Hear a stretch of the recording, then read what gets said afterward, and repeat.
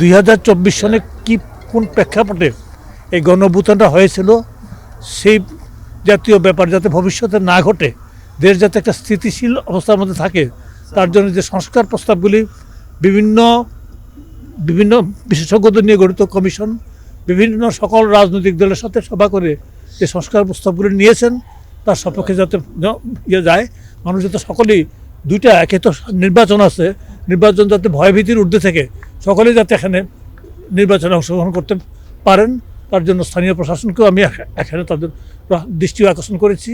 তারা আমাকে কথা দিয়েছেন তাই হবে, এবং গণভোটেও যাতে সকলেই যাতে অংশগ্রহণ করেন এবং ভোট দেন, এবং সেই মেসেজটা দিতে আমি তাদের বিষয়ে ভোটে বিঘ্ন দ্বারা ঘটাতে চায় এবং তাদের বিরুদ্ধে প্রতিরোধমূলক ব্যবস্থা প্রতিরোধ প্রথম থেকে আগের থেকে যদি এই ধরনের চিহ্নিত কোনো অপরাধী থাকে তাকে তো পুলিশ পিক আপ করে নেবেই আগের থেকে। আর দ্বিতীয় নম্বর কথা, কিউব হোল্ডিংসের গল্পে সেই রেখাটি আঁকা হয়েছিল আজ থেকে 1 যুগ আগে। নকশাই আমাদের ভাষা। Cube holdings limited. ভোটে বিঘ্ন ঘটাতে ইনশাল্লাহ আমরা দেবো না, লোকাল অ্যাডমিনিস্ট্রেশন দেবে না। এখানে পুলিশের পাশাপাশি red of civil power army থাকবে, আর বিজেপি তো সিভিল অ্যাডমিনিস্ট্রেশনের অংশ, বিজেপি থাকবে, আনসার থাকবে, সকলেই থাকবে, আর ডিস্ট্রিক্ট অ্যাডমিনিস্ট্রেশন তো রয়ে গেছে ইনশাল্লাহ।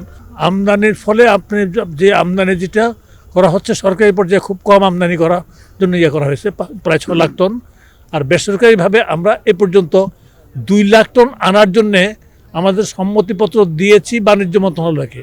এখনও কেউ এলসি খুলেছে বলে আমি জানি না। আর এতে প্রভাব যেটা হচ্ছে কি, প্রভাবটা অনুকূল হবে যারা ভোক্তা, আমাদের দিকে দুইটা, একটা আছে উৎপাদনকারী যারা আছে তাদেরকে সহায়তা দেওয়ার জন্য আমরা প্রকিউরমেন্টটা করেছি। আর আমাদের আসলে স্মরণকালের সবচেয়ে বেশি স্টক আছে, সরকারি স্টক 21 লক্ষ টনের উপরে আমাদের স্টক আছে। আমরা আশা করছি যে কোনো ধরনের সংকট ইনশাল্লাহ হবে না, ভালোভাবে মানে খাদ্য ব্যবস্থা পরিচালনা করা যাবে। যাতে জানতে পারেন তার জন্যই তো এই প্রচেষ্টাগুলি, এবং তার জন্য আপনাদেরও সহায়তা দরকার আছে, গণমাধ্যম কর্মী যারা আছে তাদের সহায়তা দরকার আছে। মিলারদের সাথে এই নিয়েই আলাপ হয়েছে, তারা বলেছে 2 টাকা পর্যন্ত বেড়েছিল, আগামী 2-4 দিনের মধ্যে এটা নেমে যাবে।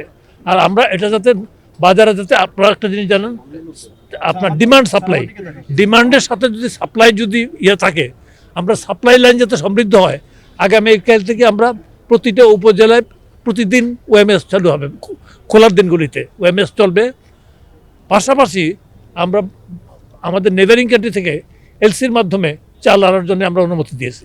পুষ্টির বিষয়টা ব্যাপারটা হচ্ছে কি, এটা জটিল গবেষণার বিষয়, এসব নিয়ে গবেষণা চলছে।